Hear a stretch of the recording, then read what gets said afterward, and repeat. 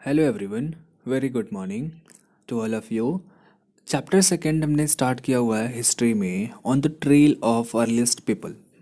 इसमें हमने कुछ बातें डिस्कस कर ली थी, उसका क्विकली रिवीजन कर लेते हैं।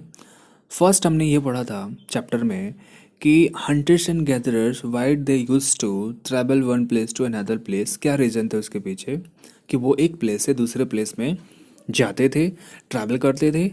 तो उसके पीछे हमने फोर रीजन्स के बारे में बात किया। फर्स्ट कि अगर वो एक प्लेस पे अगर लॉन्ग टाइम तक स्टे कर जाते थे, अवेलेबल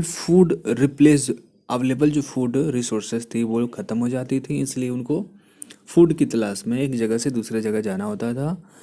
सेकंड हमने आपको ये बताया कि जो भी एनिमल्स होते थे, अब एनिमल्स तो आप उनकी हंटिंग करने जाओगे तो वो ट्रैवल करते रहते हैं, तो उनको फॉलो करते करते वो एक प्लेस से दूसरे प्लेस तक हंटर्स चले जाते थे। थर्ड ये चीज़ कि जो भी प्लांट्स एंड ट्रीज थी वो डिफरेंट सीजन में ग्रो करती थी, तो जो हंटर्स एंड गैदरर्स थे उनको भी डिफरेंट डिफरेंट सीजन में डिफरेंट डिफरेंट लोकेशंस में जाना पड़ता था।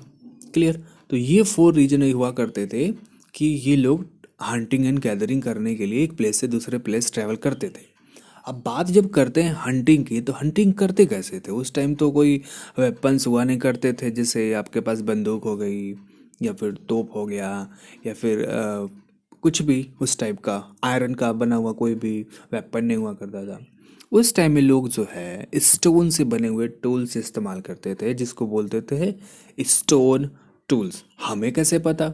हमें ये ऐसे पता कि जो आर्कियोलॉजिस्ट एंड हिस्टोरियंस थे वो डिफरेंट डिफरेंट लोकेशंस में गए, उनको इनके द्वारा यूज किए गए वो स्टोन्स के वेपन्स रिवर्स के किनारे में मिले, तब जाके पता लगा कि हाँ उस टाइम के ही हैं ये स्टोन के वेपन्स।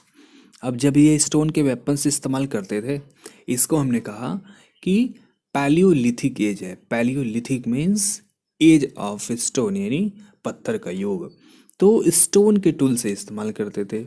और ये स्टोन के टूल्स इनको मिलते कहाँ से थे? ये चूँकि ट्राइबल्स कम्युनिटी रहती कहाँ थे? रिवर्स के साइड में। तो रिवर्स के साइड में माउंटेन्स होते हैं, माउंटेन्स में पत्थर मिलते हैं, उन्हीं पत्थर का ये लोग इस्तेमाल करते थे। तो ऐसा ही हमें मिला था। कुछ लोकेशंस के बारे में हमने डिस्कस किया था आपसे कि जैसे भीम बेटका मध्य प्रदेश में एक जगह है जहाँ पे इनका हैबिटेशन साइट था, जहाँ पे ये लोग रहते थे और वहीं पे ये वेपन्स वह एक तरीके से बनाते थे।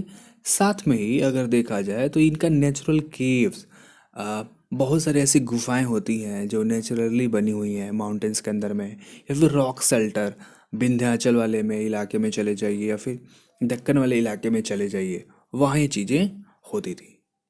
तो वहाँ पे जहाँ पे भी रहते थे वहाँ पे अपना स्टोन का बना लेते थे। सेम तरीके से एक लोकेशन है जिसको बोलते हैं कुरनुल केव्स। यहाँ पे क्या मिला आर्कियोलॉजिस्ट को? एस फाउंड मीन्स, एस समझते हैं, राख होती है। तो राख तभी ना मिली होगी जब वहाँ पे फायर का यूज हुआ होगा। तो ये पता लगा कि हाँ कुरनुल केव्स में रहने वाले लोग हो सकता है आग के बारे में फेमिलियर हो गए होंगे, एंड देन फायर के बारे में वो फेमिलियर हो गए होंगे, और उन्होंने जो भी वो फूड को रॉ खा जाते थे, एक तरीके से जानवर को मारा उसको कच्चा ही खा गए, रॉ मटेरियल इसको खा जाते थे। अब इन्होंने ऐसा सीख लिया होगा कि नहीं, उसको पहले फ्राई करते हैं अच्छे से आग के ऊपर में, उसको रोस्ट करते हैं फिर खाएंगे। तो ऐसा लगा कि हाँ कुरनुल केव्स यानी आंध्र प्रदेश में केव्स है। इसका लोकेशन अगर देखें आप तो आपको मिलेगा यहाँ पे, देखिए कुरनुल केव्स। इस लोकेशन पे कहाँ मिला, क्या मिला हमको? एस के राख के हमें ट्रेसेस मिले हुए हैं। सेम तरीके से पाटने, पाटने एक महाराष्ट्र में लोकेशन है, यहाँ पे ऑस्ट्रिच के उनको बोन्स मिले हुए हैं। ऑस्ट्रिच एक पक्षी होता है, ठीक है ना, बर्ड होती है, उसका बोन्स मिला हुआ है कहाँ पे? पाटने महाराष्ट्र में। एक और लोकेशन है जिसको बोलते हैं हांगसी। हांगसी मिलेगा आपको, हांगसी मिलेगा कर्नाटका में। ये भी क्या है? एक पैलियोलिथिक साइट है। जब भी बात करते हैं पैलियोलिथिक साइट, इसका सिंबल से मतलब वहाँ पे हमें कोई ना कोई स्टोन के वेपन्स मिले हुए हैं, ठीक है। तो ये यहाँ पे ये जो पैलियोलिथिक हांगसी में मिला, इस लोकेशन की भी क्या खास बात रही, इस लोकेशन की खास बात ये रही कि यहाँ से भी बहुत सारे स्टोन के वेपन्स बनाए जाते थे, एक दो नहीं, बहुत सारे लोकेशंस पे यहाँ पे बनाए जाते थे। नाउ फर्दर मूव करें अगर, तो हुआ क्या कि अभी हम पढ़ रहे हैं कि हंटर्स गैदरर्स लाखों सालों से ये सब काम कर दे रहे थे। अब लाखों सालों से जो टाइम आता था उसको हम लोग बोलते हैं क्या, बी सी, बिफोर क्राइस्ट, ऐसे बोलते थे ना। बी सी और ए डी हमने फर्स्ट चैप्टर में आपको समझाया था। तो आज सपोज करिए 2021 चल रहा है, तो अगर हम कोई भी ए सी या ए डी या फिर B C time zone count करते हैं, बी सी या फिर ए डी जब हम टाइम जोन काउंट करते हैं, तो सन 2000 से 2000 को हम क्या करते हैं ना, एक तरीके से 20 ईयर मानते हैं। सन 2000 से 2021 की बात नहीं करेंगे। जब भी सपोज करिए कि कह रहे हैं 5000 साल पहले, तो 5000 साल पहले सन 2000 से काउंट करना है। क्लियर? कह रहे हैं कि 12000 साल पहले, तो 12000 साल पहले सन 2000 से पीछे जाना है। क्लियर? ऐसे। तो हुआ क्या कि 12,000 ईयर्स बैक, यानी सन 2000 से पहले 12,000 ईयर्स यानी 12,000 साल पहले क्या हो गया कि क्लाइमेट में हुआ चेंज, वर्ल्ड के क्लाइमेट में चेंज हुआ। अब क्लाइमेट क्या होता है? क्लाइमेट एक ऐसा वर्ड है, इसका सिंपल सा मतलब हो गया कि किसी भी एरिया का वेदर, ओवरऑल वेदर पूरे साल का कैसा रहता है। ठंड लगती है, गर्मी लगती है, कि बरसात होती रहती है पूरे के पूरे साल भर, उसको बोलेंगे कि हाँ यहाँ का ये क्लाइमेट है। तो वर्ल्ड के क्लाइमेट में क्या हुआ, चेंज हुआ। कैसा चेंज?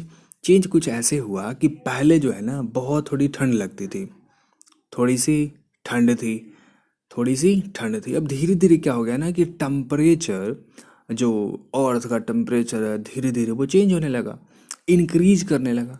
तो जैसे इसको बोल देते हैं हम लोग कि क्लाइमेट में चेंज हुआ पूरे पूरे वर्ल्ड में, इंडिया की केवल बात नहीं हो रही है।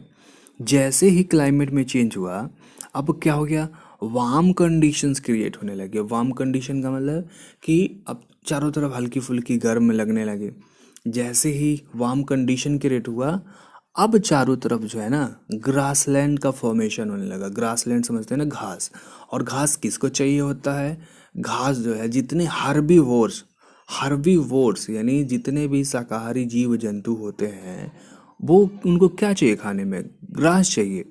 तो ग्रास लैंड का डेवलपमेंट हुआ। कब हुआ? 12,000 ईयर्स अगो पहले। जैसे ही ग्रास लैंड का ग्रोथ ऑल अराउंड में हुआ, तब जाकर के ऑटोमेटिकली नेचुरली तरीके से ही बहुत सारे हर्बीवोर्स जो एनिमल्स थे, जो घास खाते हैं उसी पे जिंदा रहते हैं, उनकी पॉपुलेशन लगी बढ़ने। और कौन कौन से ऐसे थे? तो डियर, गोट, सीप और डिफरेंट टाइप के कैटल्स, ये चूँकि घास खाते हैं या फिर कोई भी प्लांट्स स्पीसीज को ही अपना फूड मांग के खाते हैं, तो इनकी पॉपुलेशन लगी बढ़ने। तो जैसे इनकी पॉपुलेशन बढ़ी, अब क्या हो गया, पॉपुलेशन जैसे बढ़ी तो सिंपल सी बात है, जो हंटर्स एंड गैदरर्स होंगे उनके भी लाइफ स्टाइल में, बिहेवियर में कुछ ना कुछ तो चेंजेस आया होगा ना, बिल्कुल आया होगा।